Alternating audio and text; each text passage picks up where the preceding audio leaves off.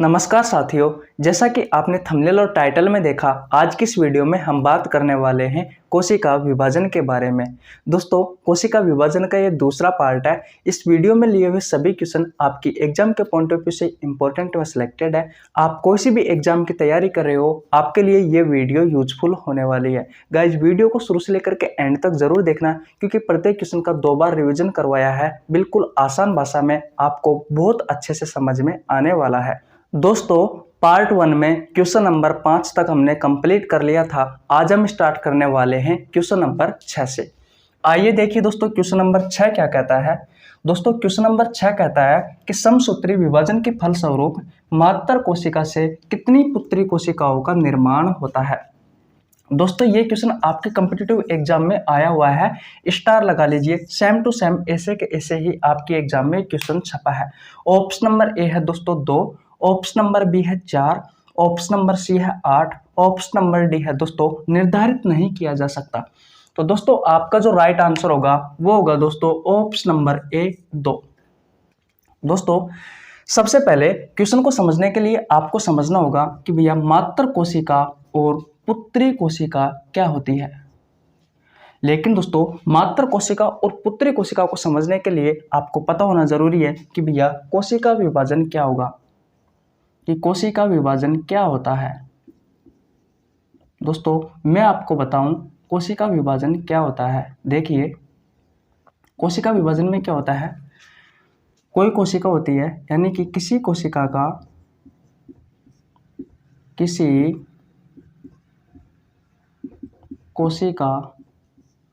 Divide होकर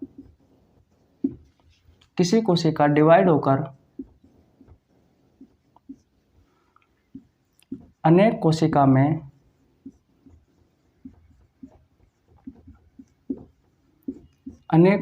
में परिवर्तन होना क्या कहलाता है दोस्तों, परिवर्तन होना कोशिका विभाजन कहलाता है। मैंने क्या बताया दोस्तों आपको कि भैया कोशिका विभाजन क्या होता है। कोई कोशिका होती है, वो डिवाइड होकर अनेक कोशिकाओं में परिवर्तन हो जाती है। फाइनली दोस्तों, हम समझ गए कि कोशिका विभाजन क्या होता है। मान लीजिए दोस्तों, ये कोई कोशिका है, इसका विभाजन होगा और दोस्तों इससे 2 कोशिकाओं का निर्माण होगा। जो कोशिका डिवाइड हुई है दोस्तों, उस कोशिका को हम कहते हैं मात्र कोशिका।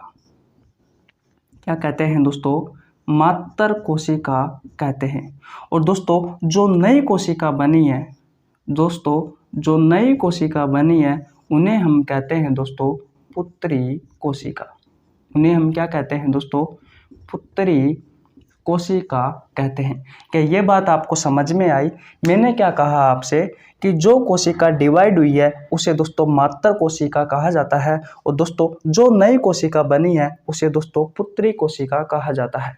दोस्तों, आज तबीयत खराब है, कल से बुखार आ रहा है, फिर भी दोस्तों मैं आपको विश्वास दिलाता हूँ कि अपना 100% देकर आपको समझाने की कोशिश करूँगा।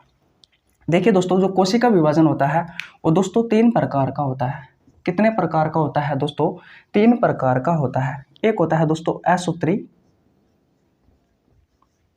एक होता है दोस्तों समसूत्री,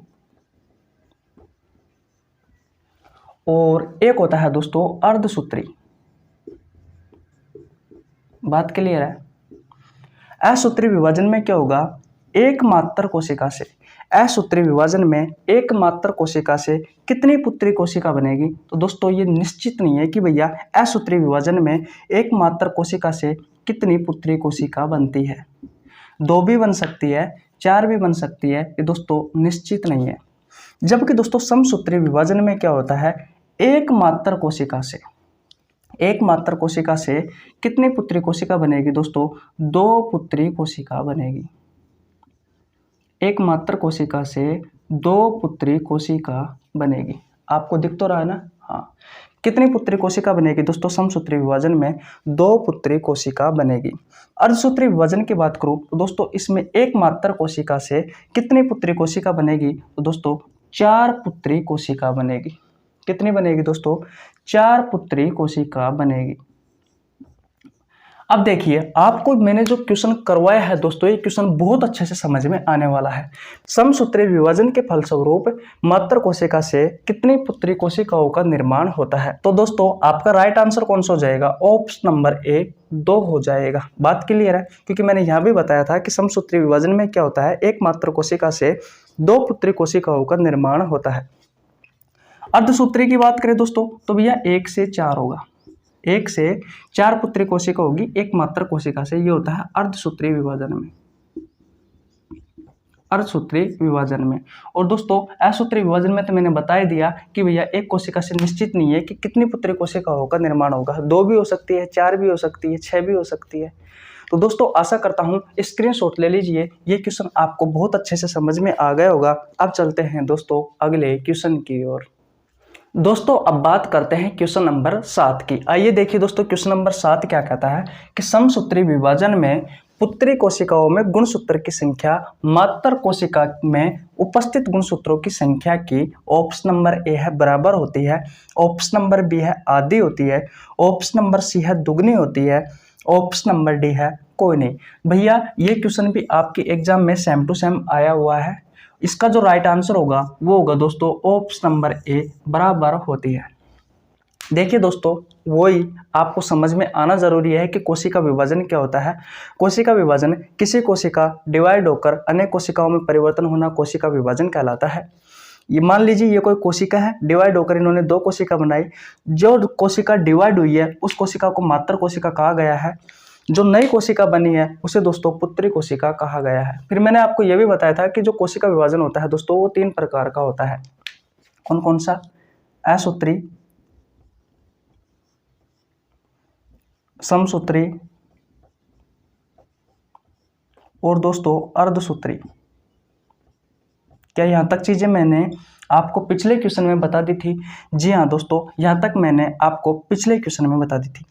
असूत्री विभाजन में क्या होता है दोस्तों? गुणसूत्रों का विभाजन नहीं होता। इसका विभाजन होने पर गुणसूत्रों का विभाजन नहीं होता, गुणसूत्र का विभाजन नहीं होता। बात क्लियर है? अगर मैं समसूत्री विभाजन की बात करूं तो दोस्तों इसमें क्या होगा, सबसे पहले तो कि एक मात्र कोशिका से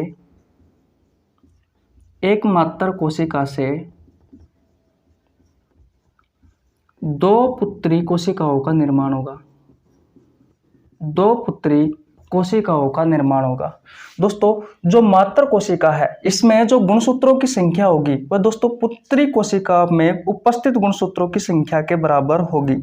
मैंने क्या बोला दोस्तों कि मात्र कोशिका में उपस्थित गुणसूत्रों की संख्या पुत्री कोशिका में उपस्थित गुणसूत्रों की संख्या के बराबर होगी। कहने का मतलब दोस्तों अगर मात्र कोशिका में X गुणसूत्र है तो पुत्री कोशिकाओं में भी दोस्तों X गुणसूत्र होगा। तो दोस्तों आपका जो राइट आंसर होगा वो होगा दोस्तों ऑप्शन नंबर ए बराबर होगी।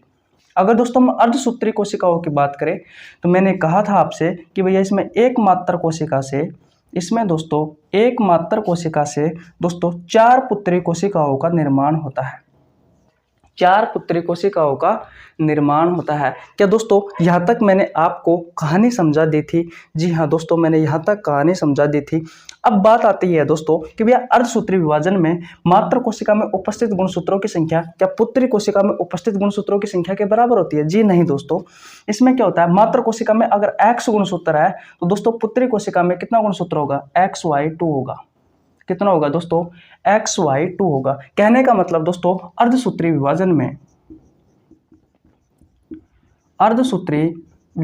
में दोस्तों जो गुणसूत्रों की संख्या है दोस्तों वो मात्र कोशिका की तुलना में पुत्री कोशिका में आधी होगी। तो दोस्तों स्क्रीनशॉट ले लीजिए। आशा करता हूँ ये क्वेश्चन भी आपको बहुत अच्छे से समझ में आ गया होगा। अब चलते हैं दोस्तों अगले क्वेश्चन की ओर। दोस्तों अब बात करते हैं क्वेश्चन नंबर 8 की। आइए देखिए दोस्तों क्वेश्चन नंबर 8 क्या कहता है। दोस्तों ये क्वेश्चन भी सेम टू सेम आपके एग्जाम में पूछा गया है। बात क्लियर है?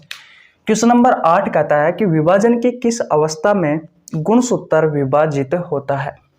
Option number A prophase, option number B metaphase, option number C anaphase, option number D telophase. तो दोस्तों आपका जो राइट आंसर होगा वो होगा दोस्तों ऑप्शन नंबर सी एनाफेज। दोस्तों आपको ये क्वेश्चन समझ में नहीं आया होगा। इस क्वेश्चन को समझने के लिए इसकी गहराई तक पहुंचना बहुत जरूरी है। सबसे पहले दोस्तों आपको पता होना जरूरी है कि भैया कोशिका चक्कर क्या होता है। कोशिका चक्कर क्या होता है? तो दोस्तों मात्र कोशिका से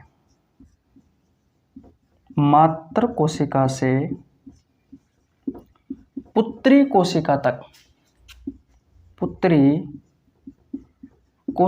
तक बनने की जो प्रक्रिया होती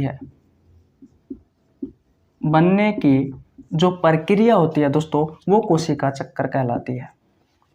मैंने क्या कहा दोस्तों कि मात्र कोशिका पुत्री कोशिका तक बनने की प्रक्रिया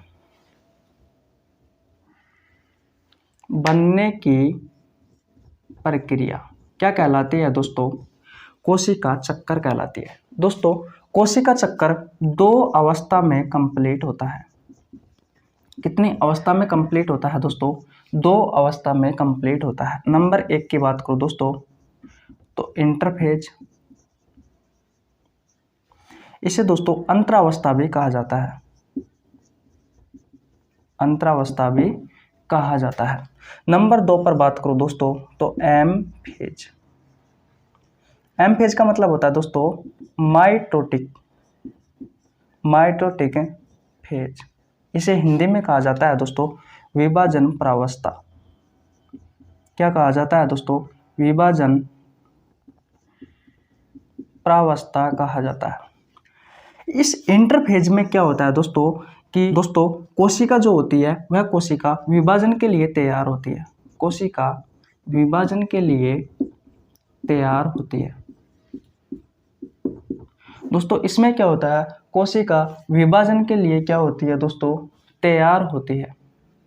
इसमें कोशिका क्या करती है? विभाजन के लिए तैयार होती है। जबकि दोस्तों विभाजन प्रावस्था में क्या होता है? कोशिका का विभाजन होता है। इसमें क्या होता है दोस्तों? कोशिका का विभाजन होता है। क्या दोस्तों आपको ये बात समझ में आई? मैंने क्या कहा? कोशिका चक्कर क्या होता है? मात्र कोशिका का पुत्री कोशिका तक बनने की जो प्रक्रिया होती है दोस्तों, वो कोशिका चक्कर कहलाती है। कोशिका चक्कर दोस्तों 2 अवस्थाओं में पूर्ण होता है। नंबर 1 दोस्तों इंटरफेज, जिसे अंतरावस्था कहा जाता है। इसमें क्या होता है? कोशिका विभाजन के लिए तैयार होती है। नंबर 2 पर आता है एम फेज, जिसे दोस्तों माइटोटिक फेज भी कहा जाता है, यानी कि विभाजन प्रावस्था। इसमें क्या होता है दोस्तों? विभाजन होता है कोशिका का। दोस्तों ये भी 2 पार्ट में कंप्लीट होता है। ये भी विभाजन प्रावस्था भी दोस्तों 2 पार्ट में कंप्लीट होती है। नंबर 1 पार्ट की बात करो दोस्तों तो केंद्रक का विभाजन होता है। केंद्रक का विभाजन होता है और दूसरी तरफ देखा जाए तो दोस्तों कोशिका द्रव का विभाजन होता है। कोशिका द्रव का विभाजन होता है। बात क्लियर है दोस्तों? केंद्रक का जो विभाजन होता है दोस्तों, अब सुनिए इंपॉर्टेंट है, केंद्रक का जो विभाजन होता है दोस्तों वो 4 स्टेप में पूर्ण होता है। वो दोस्तों 4 स्टेप में पूर्ण होता है। मैंने क्या कहा कि जो केंद्रक विभाजन होता है दोस्तों वो 4 स्टेप में पूर्ण होता है। Number 1 prophase, number 2 metaphase, number 3 anaphase और नंबर 4 टेलोफेज। क्या दोस्तों इतनी कहानी मैंने समझाई, क्या आपको समझ में आई? क्या दोस्तों चाहे टाइम लग जाए लेकिन आपको समझ में आना जरूरी है। एक बार और रिवीजन करवा देता हूं। कोशिका चक्कर कहलाता है दोस्तों मात्र कोशिका से पुत्र कोशिका तक बनने की जो प्रक्रिया होती है वो कोशिका चक्कर कहलाता है। कोशिका चक्कर 2 अवस्थाओं में संपूर्ण होता है। नंबर 1 पर बात करो तो इंटरफेज, इसे दोस्तों अंतरावस्था कहा जाता है। इसमें क्या होता है? कोशिका विभाजन के लिए तैयार होती है। नंबर 2 पर बात करूं दोस्तों तो एम फेज यानी कि माइटोटिक फेज, इसे हिंदी में कहा जाता है विभाजन प्रावस्था। इसमें दोस्तों कोशिका का विभाजन होता है। दोस्तों कोशिका के विभाजन के भी 2 पार्ट होते हैं दोस्तों, 2 पार्टों में विभाजित होती है कोशिका भी। एक होती है केंद्रक विभाजन और दूसरा पार्ट होता है दोस्तों इसका कोशिका द्रव विभाजन। केंद्रक का जो विभाजन होता है दोस्तों 4 स्टेप में संपूर्ण होता है। नंबर 1 पर प्रोफेज, नंबर 2 पर मेटाफेज, नंबर 3 पर एनाफेज, नंबर 4 पर टेलोफेज।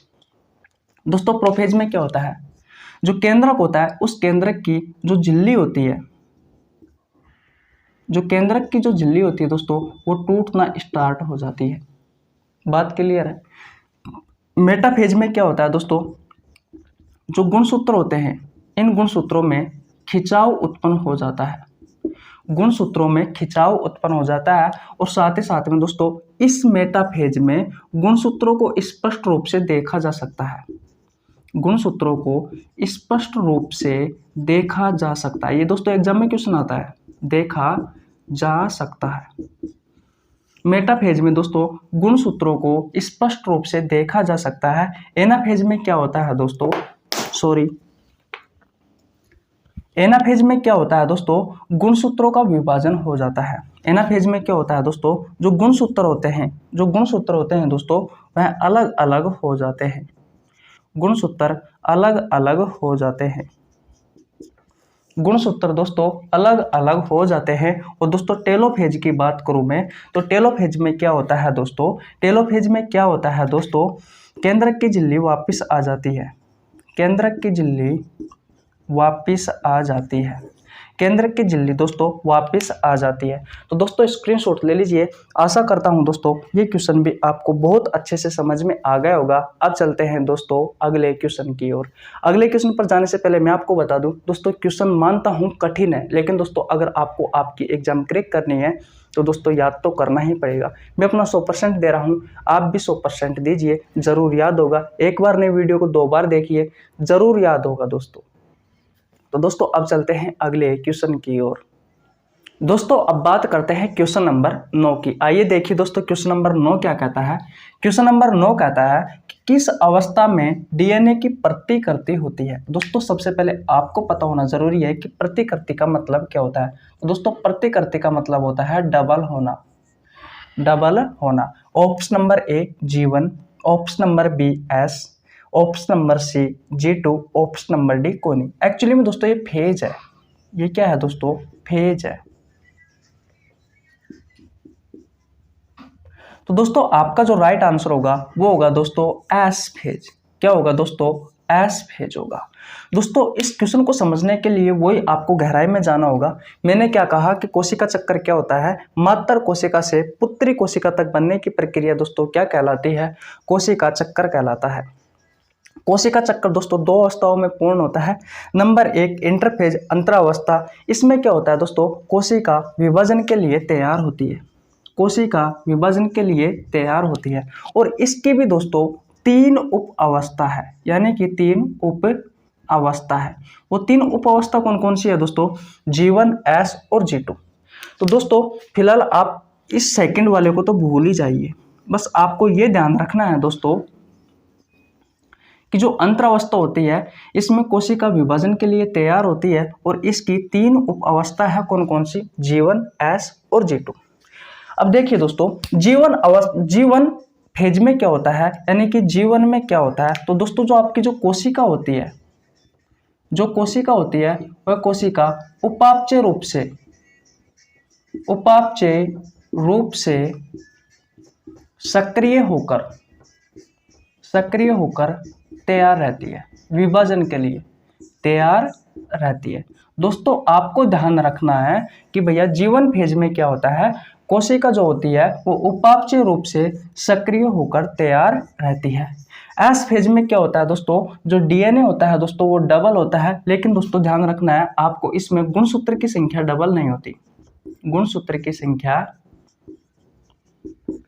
डबल नहीं होती, यानी गुणसूत्रों की संख्या समान रहती है। बात क्लियर, सिर्फ इसमें डीएनए डबल होता है। G2 में क्या होता है दोस्तों, इसमें प्रोटीन का संश्लेषण होता है। इसमें प्रोटीन का संश्लेषण होता है। तो दोस्तों आशा करता हूं ये क्वेश्चन भी आपको बहुत अच्छे से समझ में आ गया होगा। 3 अवस्था होती है दोस्तों किसकी, इंटरफेज की, G1, S और G2।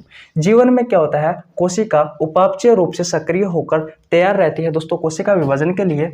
एस फेज में क्या होता है, डीएनए डबल हो जाता है दोस्तों, लेकिन इसमें गुणसूत्र की संख्या डबल नहीं होती। और G2 फेज में क्या होता है, प्रोटीन का संश्लेषण होता है, अर्थात दोस्तों प्रोटीन का निर्माण होता है।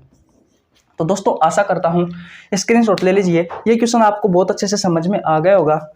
अगर आपको हमारी वीडियो अच्छी लगी तो वीडियो को लाइक कर देना, आपके छोटे भाई के लिए एक प्यारा सा कमेंट कर देना। अगर चैनल पर नया है तो चैनल को सब्सक्राइब कर लेना, बेल आइकन को प्रेस कर लेना, जिससे आपके पास हमारी वीडियो का टाइम टू टाइम नोटिफिकेशन पहुंच सके। मिलते हैं किसी नेक्स्ट वीडियो में, तब तक के लिए जय हिंद, जय भारत। दोस्तों आपका कोशिका विभाजन संपूर्ण रूप से कंप्लीट हो चुका है। कल दोस्तों नए चैप्टर की शुरुआत करेंगे।